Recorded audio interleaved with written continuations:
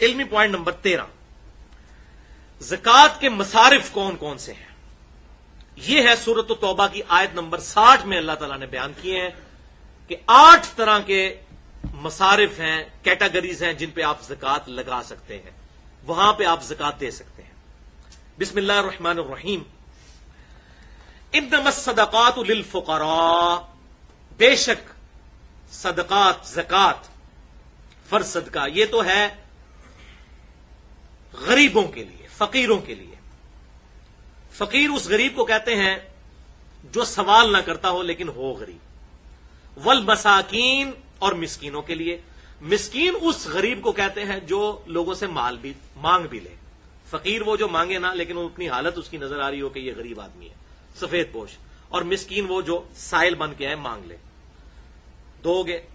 Number 3، والعاملین، اور زکات وصول کرنے والے یعنی سرکاری ملازم جو اس ڈیوٹی پر ہیں کہ لوگوں سے جا کے زکات کیلکولیٹ کرتے ہیں، کلیکٹ کرتے ہیں۔ اس زمانے میں بھی ظاہر ہے اونٹ، بکریاں اور یہ گائے وغیرہ لے کے آنا یہ بڑی ذمہ داری کا کام تھا، اتنی دور سے جا کے یہ ساری چیزیں، تو باقاعدہ لوگ ہوتے جو عاملین کہلاتے تھے۔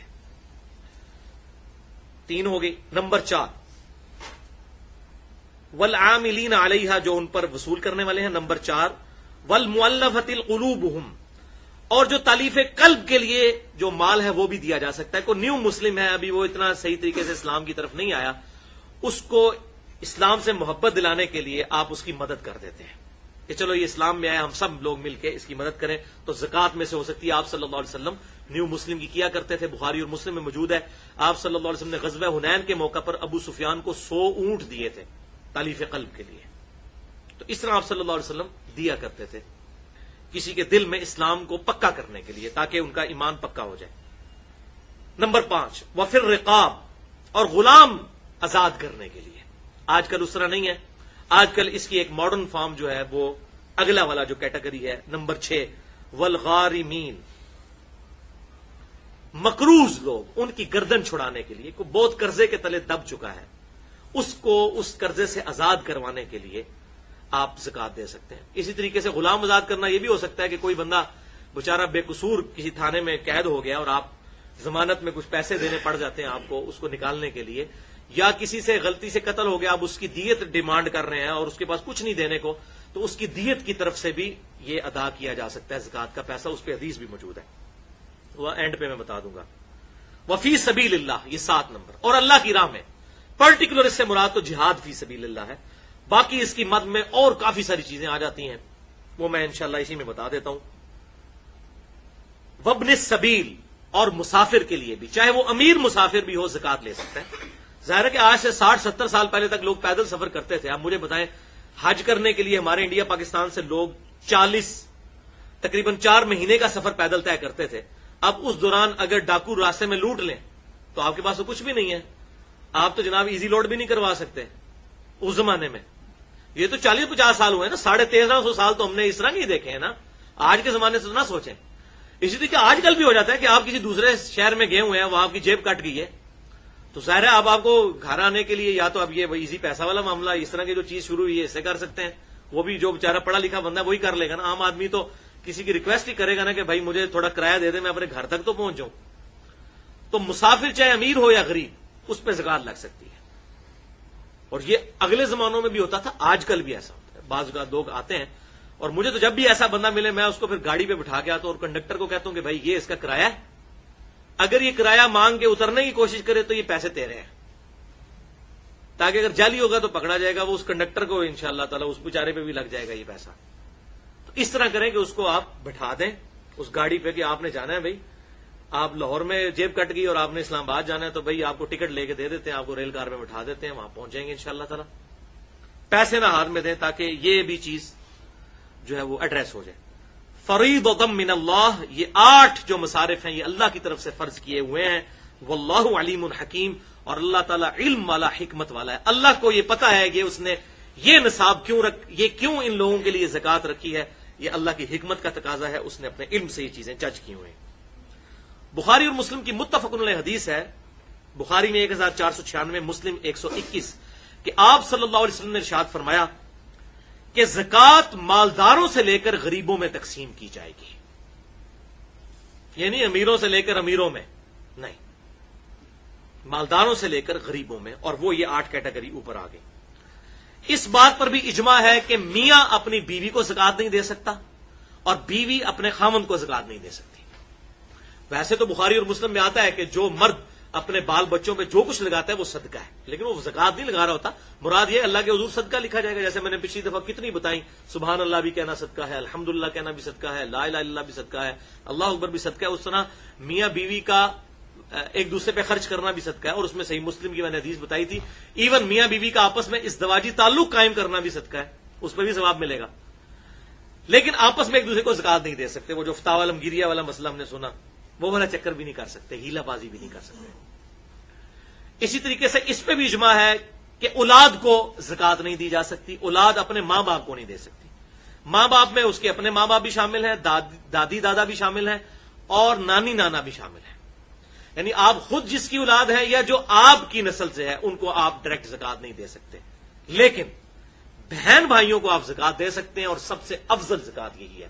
بخاری اور مسلم کی متفق علیہ حدیث ہے، بخاری میں 1466، مسلم میں 2318، اور سنن نسائی میں بھی ڈیٹیل کے ساتھ 2583 ہے۔ آپ صلی اللہ علیہ وسلم نے فرمایا کہ عام غریب آدمی کو صدقہ دینے کا 1 اجر ہے، اور رشتہ دار غریب کو دینا 2 اجر ہے، کیونکہ اس میں اللہ تعالیٰ صدقے کا اجر بھی دے گا اور رشتہ داروں کے ساتھ حسن سلوک اور صلہ رحمی کرنے کا اجر بھی دے گا، لہذا رشتہ داروں کو دینا زیادہ افضل ہے، ڈبل ثواب ہے۔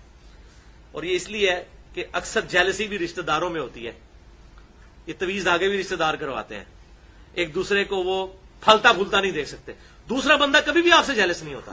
تو اللہ تعالیٰ نے ہماری اسی انسٹنکٹ پہ اسٹرائک کیا ہے کہ سب سے زیادہ ثواب ملے گا رشتہ داروں کو دو، اور اکثر لوگ ناراض ہوتے ہیں، اس نے منو اپنی دھی کا رشتہ نہیں دیتا سی، تے نہیں سی کیتا جی، میں تے گھر بھی نہیں وڑنا، اس نے مجھے اپنی بیٹی کا رشتہ نہیں دیا تھا، میں نے جانا ہی نہیں ہے، وہ غریب ہے۔ لوگوں کو زکات دیتے رہیں گے اور اپنے غریب بہن بھائیوں کو زکات نہیں دیتے، یہ بہت غلط پریکٹس ہے، اللہ تعالیٰ اس سے محفوظ فرمائے۔ اچھا، اس پہ بھی اجماع ہے امت کا کہ جو فرض صدقہ ہے یہ صرف مسلمان کو دیا جائے گا، فرض صدقہ یعنی زکات۔ ہاں، زکات کے علاوہ جتنا ہے، جیسے قربانی کا گوشت ہے وہ فرض نہیں ہے، سنت موقدہ ہے۔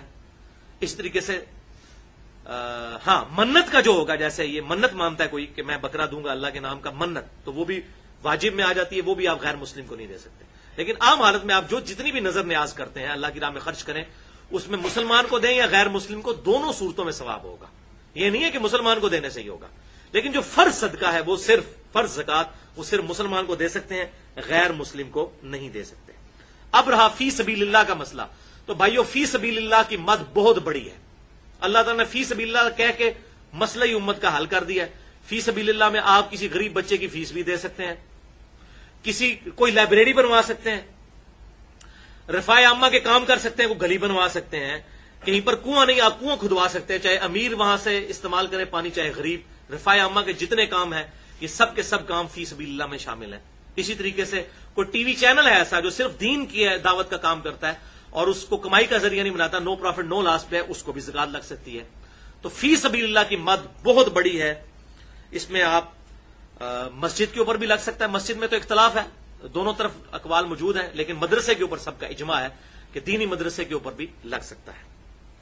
اور الحمدللہ اس حوالے سے میں بات پھر وہ ریپیٹ کروں جو میں نے پچھلی دفعہ کی تھی کہ پوری دنیا کا یہ سروے ہے کہ پوری دنیا میں چیریٹی میں نمبر 1 پاکستان ہے، خرچ کرنے والا ملک۔ پوری دنیا میں کسی ملک کے لوگ اتنا خرچ نہیں کرتے غریبوں پر جتنا پاکستان کرتا ہے، یہ چیریٹی میں پاکستان دنیا میں نمبر 1 ہے، اور یہ ملک چل رہی چیریٹی کے اوپر ہے۔ اتنے غریب لوگ بیچارے لوگوں کے گھروں میں کام کرتی ہیں عورتیں، آپ 1000 روپے میں ایک کام کرنے والی عورت بھی ہائر کر سکتے ہیں، $10 بنتے ہیں مہینے کے۔ $10 مہینے کا کیا ہے؟ باہر کے ملکوں میں تو $10 گھنٹہ چارج ہوتا ہے صفائی کرنے والی، یہاں مہینے میں۔ اب وہ غریب عورتیں بیچارہ اپنا گزارا کیسے کرتی ہیں کہ لوگ ان کے ساتھ باقی چیزوں میں بھی مدد کرتے ہیں۔ لیکن یہ بھی یاد رکھیں، جو عورت آپ کے گھر میں کام کر رہی ہے اس کو اگر آپ زکات دیتے ہیں تو یہ نہ اس کے اگینسٹ سے کام زیادہ نہ کروائیں، ورنہ وہ پھر آپ سود کھا رہے ہوں گے اس سے۔ ویسے زکات سے اس کی مدد کریں، اس میں اس کی طرف سے بدلے کو اپنے ذہن میں نہ رکھیں، ادروائز زکات گئی بیڑا غرق۔ یہاں پر ایک تملیغ کا مسئلہ میں بتا دوں جو فقہ حنفی میں ایک بہت بڑا مسئلہ ہے، اس کی وجہ سے بڑا فتنہ کھڑا کیا ہے ان لوگوں نے، تملیغ کا، ملکیت کا مسئلہ۔ فقہ حنفی میں یہ مسئلہ انہوں کی کتابوں میں لکھ دیا اور وہ آج تک اس کو ڈیفینڈ کر رہے ہیں، ان کے پاس کوئی دلیل اس کی نہیں۔ وہ کہتے ہیں کہ جی زکوٰۃ کے لیے مالک بنانا ضروری ہے، مالک بنانا ضروری ہے، جب تک مالک نہیں بنائیں گے اس وقت زکوٰۃ نہیں آپ کی ادا ہوگی۔ وہ مالک کی مرضی، جس طرح مرضی خرچ کرے۔ مثلا اگر میں چاہتا ہوں کہ زکوٰۃ میں سے کسی کو راشن دوں، وہ کہتے ہیں یہ نہیں آپ کر سکتے، آپ اس کے ہاتھ میں رقم پکڑائیں، وہ اپنی مرضی سے راشن لے یا جو وہ مرضی کام کرے، ورنہ آپ کی زکوٰۃ ادا نہیں ہوگی۔ حالانکہ زکوٰۃ آپ راشن کی شکل میں دیں، کرنسی کی شکل میں، کسی بھی شکل میں، اس پہ امت کا اتفاق ہے۔ وہ کہتے ہیں نہیں جی مالک بنانا ضروری ہے۔ اچھا اب آپ ان سے جا کے پوچھیں آپ جو مدرسوں کی ریسپٹ کاٹتے ہیں اس میں تو آپ مالک کوئی نہیں بنا ہوتا۔ جب یہ رسید کاٹتے ہیں آپ سے پوچھتے ہیں نا یہ زکوٰۃ کی مد میں ہے یا ویسے ہے، تو آپ کہہ رہے ہیں کہ زکوٰۃ ہے، تو وہ زکوٰۃ والی رسید رہتا کاٹ دیتے ہیں، تو اس میں تو مالک کسی کو نہیں، مالک کا نام لکھا ہوتا ہے، آپ کا ہی نام لکھ کے واپس کرتے ہیں۔ ہونا تو چاہیے اپنے اس کا مالک کا نام لکھیں۔ اب میں آپ کو حیران کن اندر کی بات بتانے لگا ہوں، یہ آپ جا کے آپ جو فقہ حنفی کے مدرسے ہیں ان سے جا کے کنفرم کرنا ہے، کیونکہ میں بھی رہا ہوں نا، مجھے پتا ہے سارا کچھ۔ وہ دائیں کو ٹھڈ تو نہیں چھپے ہوتے، تو جو دائیں ہوتی ہیں ان سے پیٹ نہیں چھپے ہوتے، ان کو تو پتا ہوتا ہے۔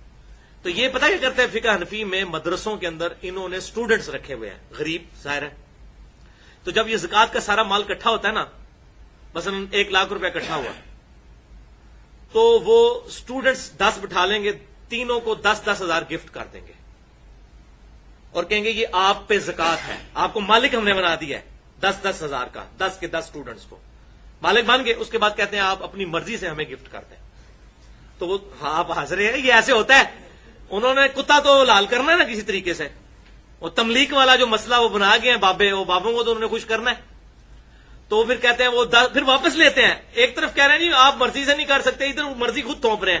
10,000 اسٹوڈنٹس باقاعدہ انہوں نے، جیسے یہ حلالہ نکالنے والے مولوی ہوتے ہیں نا، اس طریقے سے یہ بھی انہوں نے اس قسم کے بھی اسٹوڈنٹس رکھے ہیں جن کو وہ گفٹ کرتے ہیں، وہ پھر واپس 10-10 ہزار، ظاہر ان کا اعتبار ہوتا ہے، آپ کو نہیں وہ دینے لگے، یہ ذہن میں رکھیے گا کہ تسی کو جی منو بھی اس پارٹی جا کے شامل کر لو، تانوں نہیں شامل کرتے، بے فکر ہو، بڑے سیانے ہوندے نے۔ تو 10-10 ہزار ان کو دے دیں گے 10 اسٹوڈنٹس کو، پھر وہ ان کو واپس کریں گے وہ 1 لاکھ روپیہ۔ پھر آپ ان سے اگر پوچھیں گے تو وہ یہ ویسے بڑی مشکل سے آپ کو یہ بات بتائیں گے، اگر ان کو کرے دیں گے نا، جب آپ کہیں گے نا جی یہ تو مسئلہ ہی غلط ہے جی، دیکھیں جی آپ یہ تو تملیغ کے بغیر تو نہیں ہوتا، آپ نے خود ہی آپ کی کتابوں میں لکھا ہے، پھر آپ کو کہیں گے جناب آپ بیٹھ جائیں، آپ کو بتاتے ہیں ہم کیا کرتے ہیں۔ تو یہ وہ ہیلا بازی کرتے ہیں، تو اس ہیلے کے ذریعے وہ اس مال کو حلال کرنے کی کوشش کرتے ہیں، حالانکہ اس کی ضرورت ہی کوئی نہیں ہے۔ آپ نے زکوٰۃ مدرسے کے نام پہ دی، مدرسہ کسی بھی اسٹوڈنٹ پہ اپنی مرضی سے لگائے، آپ کی طرف سے زکوٰۃ ادا ہو جائے گی، اس میں کوئی پرابلم نہیں ہے۔ بلکہ کہ یہاں پہ تو نمازوں کا بھی گفٹ کیا جاتا ہے، نمازوں کا فدیہ، یہ بھی آپ کو پتا ہے، یہ بھی فقہ حنفی کا ایک مسئلہ ہے کہ اگر آپ کے کوئی ماں باپ میں سے کوئی مر گیا تو کہتے ہیں جی اس کی کتنے سال اس نے نمازیں نہیں پڑھی، اتنے سال، تو فی نماز ایک صدقہ فطر جو ہے اس کے ایکویلنٹ آپ اس کا نہ ادا کریں۔ اب 20 سال کی اگر نمازیں کسی کے باپ نے نہیں پڑھی ہیں تو 20 سال روزانہ 5 نمازیں، اور وہ تو بنے گا لاکھوں میں، تو لاکھوں کہاں سے آپ نمازوں کا فدیہ دیں؟ وہ کہتے ہیں کوئی مسئلہ نہیں ہے، آپ 10 نمازوں کا تو فدیہ دے سکتے ہیں نا جی، فی نماز 200 روپیہ، ٹھیک ہے جی، یا 300 روپیہ، جو بھی وہ بتاتے ہیں۔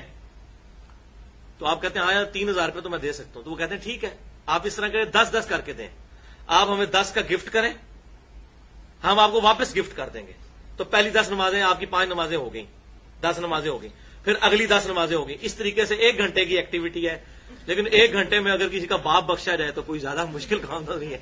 دیکھیں نا جی 1 گھنٹے کی محنت سے 1 گھنٹے کے لیے تو فرشتوں نے چلو 1 گھنٹے کا تو شاید کوئی تھوڑا بہت ریلیکسیشن اللہ تعالیٰ سے بھی لے لی جائے کہ یا اللہ 1 گھنٹے کے لیے تھوڑا سا آفتاب ڈیلے کر دے، میں ایسے زیادہ بندوبست کر رہا ہوں۔ یہ اس طریقے سے کرتے ہیں، بولے اعوذ باللہ تعالی۔ بہرحال یہ بات ٹھیک ہے، بخاری اور مسلم کی متفق علیہ حدیث ہے کہ آپ صلی اللہ علیہ وسلم نے فرمایا کہ اگر کسی کے منت کے روزے رہتے ہوں اور وہ بندہ مر جائے تو اس کی طرف سے اس کی اولاد ادا کرے، اس طریقے سے حج ادا کرے، اولاد ادا کرے۔ کسی نے اس طریقے سے منت مانی ہو تو اولاد پوری کرے گی، لیکن نمازوں کا کہیں نہیں ملتا کہ جی وہ جو نمازیں اس طرح فرض نمازیں، ہاں منت کی نماز اگر کسی نے مانی ہوئی ہے تو اولاد منت اس کی طرف سے پوری کر سکتی ہے، لیکن وہ پیسے دے کے نہیں، خود نماز پڑھ کے۔ 20 سال کی نمازیں کوئی نہیں کسی کے لیے پڑھ سکتا، تو منت کیا ہوگی، کسی نے 10 نفل مانے، وہ بیچارہ فوت ہو گیا تو اس کی طرف سے اس کی اولاد پڑھ سکتی ہے، بخاری اور مسلم سے ثابت ہے، لیکن منت کے فرض نمازیں نہیں۔ یہ مسئلہ بھی الحمدللہ میں نے کلیئر کر دیا.